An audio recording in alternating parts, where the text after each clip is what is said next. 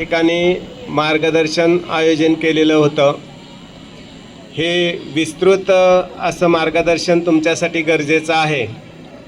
हे मार्गदर्शन चालू असताना आपल्या माननीय मुख्याध्यापिका यांनी या ठिकाणी अशी इच्छा व्यक्त केली आहे की वर्षातून किमान 2 वेळा तरी अशा प्रकारचं मार्गदर्शन या ठिकाणी विद्यार्थ्यांसाठी उपलब्ध व्हावं।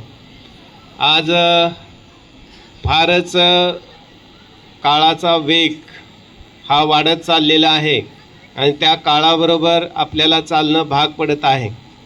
अशा वेळेस विद्यार्थ्यांच्या मनावरती शरीरावरती प्रचंड ताण पडतो। वेगवेगळं सामाजिक वातावरण बदलत चाललेलं आहे, त्याचाही परिणाम दिसून येतो।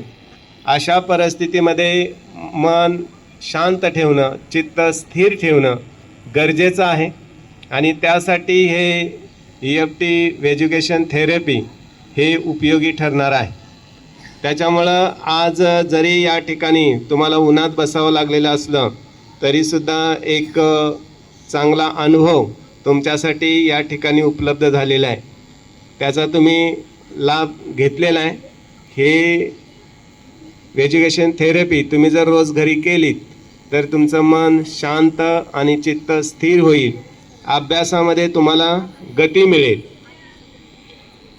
तर तुम्ही भविष्यामध्ये याचा वापर कराल अशी मी इच्छा व्यक्त करतो आणि या ठिकाणी या कार्यक्रमाच्या निमित्ताने मी जे मनोगत व्यक्त करत आहे ते या ठिकाणी थांबवतो। धन्यवाद। आजच्या कार्यक्रमाला उपस्थित असणाऱ्या प्रमुख अतिथी तेजश्री ठोंबरे मॅडम यांचा यथोचित सत्कार विद्यालयाच्या मुख्याध्यापिका सन्माननीय सौ जगदाळे मॅडम करत आहेत। मॅडमला मी विनंती करतो, मॅडम सौ तेजश्री ठोंबरे मॅडम यांचा पुष्पगुच्छ देऊन सत्कार करतात।